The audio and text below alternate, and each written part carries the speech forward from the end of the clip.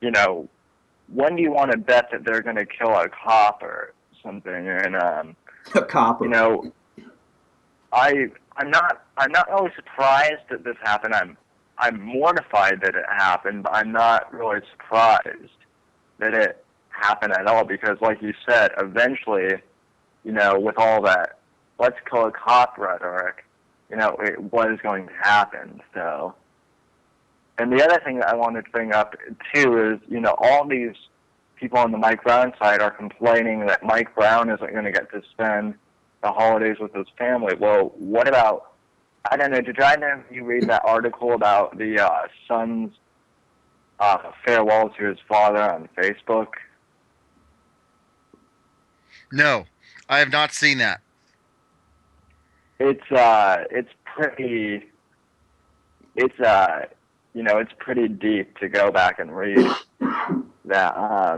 You know, but I just What's the think the whole story? thing is the story is on IJ Review. I think Jennifer Van Law wrote the story, but it's basically the son of one of the police officers basically wrote on Facebook that it was the worst day of his life, and then in a follow-up Facebook post, he basically wrote just this heartbreaking tribute to his father. And I guess about a week ago, Officer Ramos, I think that's the one, had just turned 40 a week ago. So, I mean, you talk about tragic. I mean, these two boys just lost their father a week after his birthday. Wow. Yeah, stunning.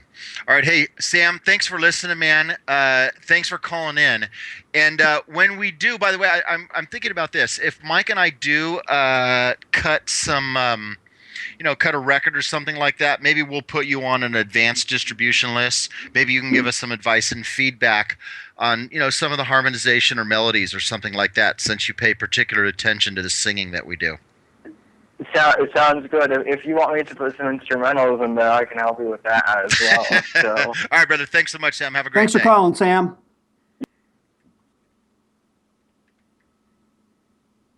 There we go, man.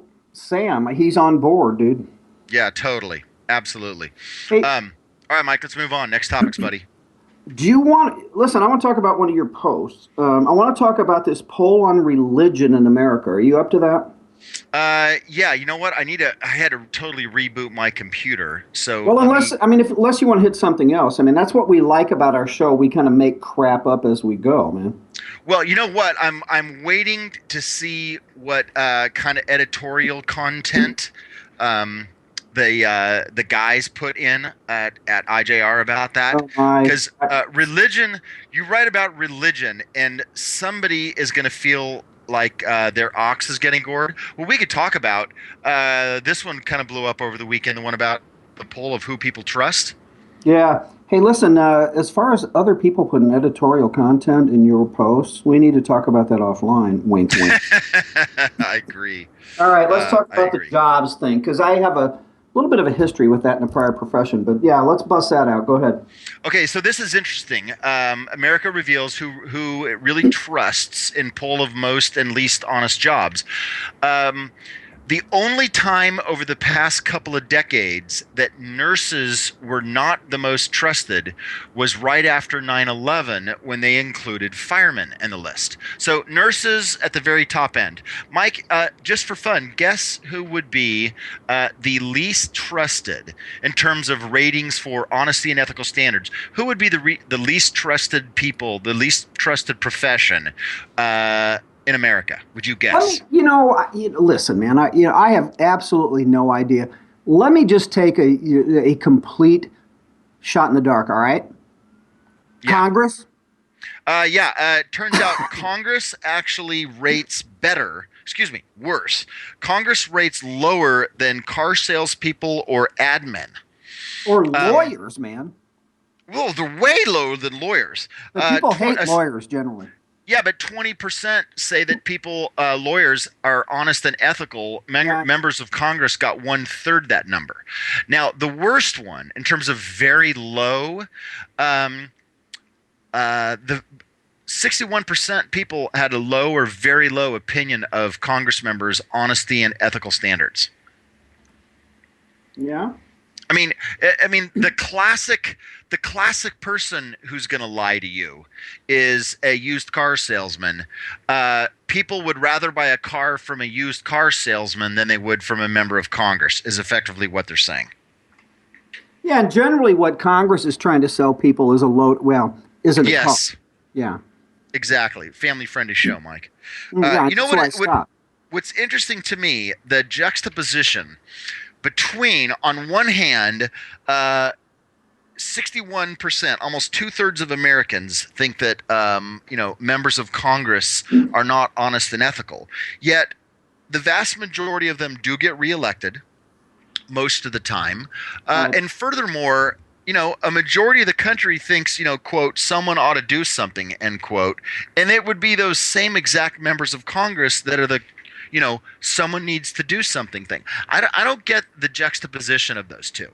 I mean, I do get the understanding that these people are not honest and ethical. My question would be, why would people think those people should have anything to do with our own lives? I don't get it.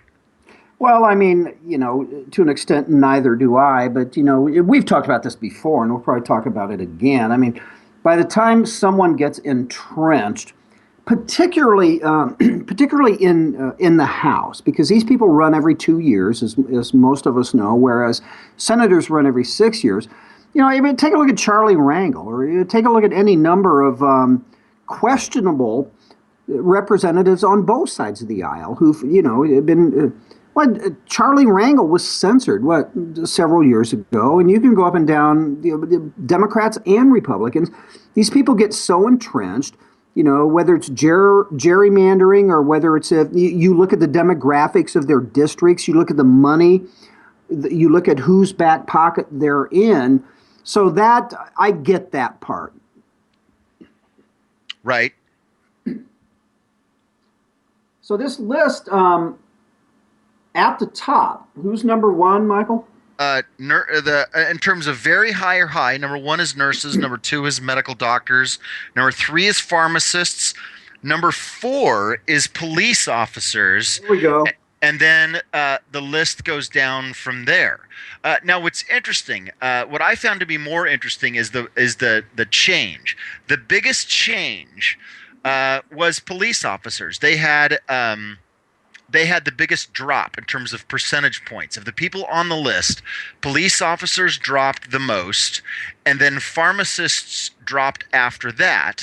But another thing that was really interesting to me, for the first time ever, less than 50% of people polled felt that clergy had high ethical and honesty standards.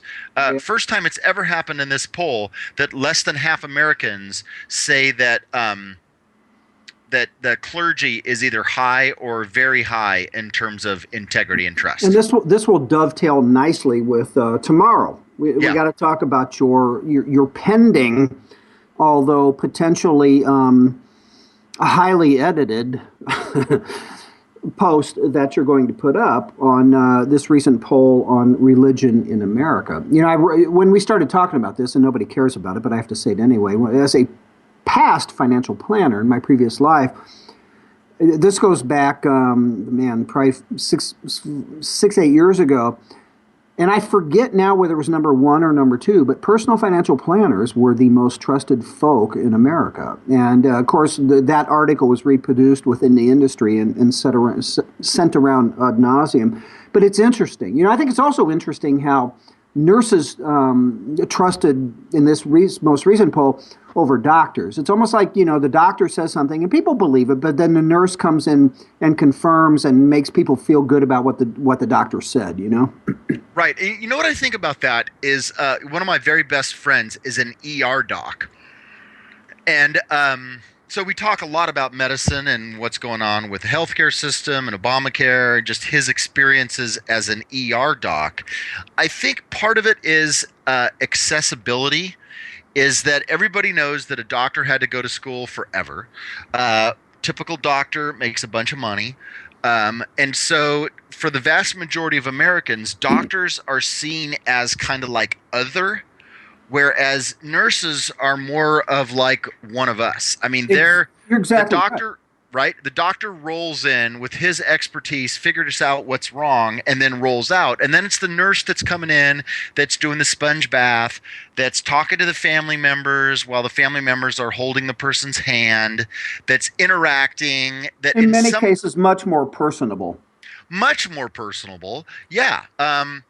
Because that's part of the nurse's job, is kind of customer service. And listen, I mean, in my financial planning practice, I had more than a few doctor clients. Loved most of them, got along with all of them, but there was there's a degree of arrogance among some doctors. I'm smarter than everyone in the room. I know everything. I know more than anybody in the room, and so I would think that. And listen, a lot of great doctors, personable doctors. But I think given that spectrum, that's why, to your point, nurses generally get into that profession because they do come across as caring. They are one of us, so to speak. They don't make $500,000 or $1 million a year. And I think we just nailed that. Yeah. Yeah, and it's funny, man. The clergy one still makes me scratch my head. Less than every other person in America rates clergy as trustworthy. So let me ask you this. You and I are going to throw down on that tomorrow because, dude, I've read your draft.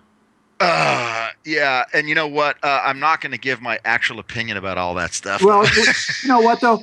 Unless your draft, either by you or, well, don't get me started, gets edited, I kind of get the gist of what where you're coming from. Yeah, well, I'm going to have to be careful. Part of what I think it is that people just understand guys like Joel Osteen, and they lump a lot of all people in together. They may, but for every Osteen, there's I don't know how many multiples of non-Osteens. And listen, this poll, I've read the numbers, there are multi-layers, multi-reasons for the percentages in both directions. So that'll be interesting to talk about tomorrow. Dude, we're under 2 minutes. This show went quickly today. It did, including even the portions of the show that I couldn't actually hear because of my technical difficulties, which was awesome. Do you think, just for the hell of it, and if you don't want to, we don't have to, but should we sing just to motivate Watson even further to get this thing out? Should we just sing Michelle Malkin's tweet one more time? You know what, man? I had to close my browser. I don't have it in front of me. Well, let me just do it because you know what, Mike? Why don't you do a solo run? Because I would be fearful of overshadowing you anyway. Well, of course, but I got to hit it one more time because it's brilliant, man. Okay, good. Just feel those liblings tingling, ting, ting, tingling too. It just doesn't get any better than that. That is just comic brilliance, dude. It's just perfect, man. All right. Listen, since you broke up and I had to cover your ass a couple of times, I think we're under a minute. I think you need to be the one to take us out today. All right, folks, thanks so much for listening. This is The Right Mics with Mike Miller and Michael Hausum of IJReview.com. We'll be back in 22 and a half scant hours. If you're listening on the podcast of this and you've got comments for us, tweet us at The Right Mics, M-I-C-S. A little bit later, our archive links, topics, etc. for the show will be up at therightmics.us. We will be back tomorrow, a couple of special guests, and we'll also probably continue our Kwanzaa celebrations too. Thanks so much for listening. Bye-bye.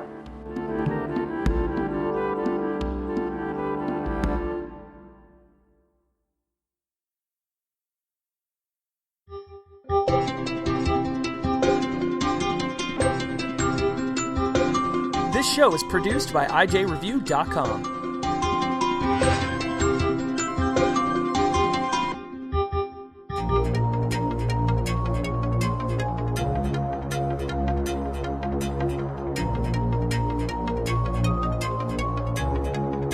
This show is copyright by VLR Media. All opinions of panelists and guests are their own and may not reflect the opinion of VLR Media, the host, or anyone else.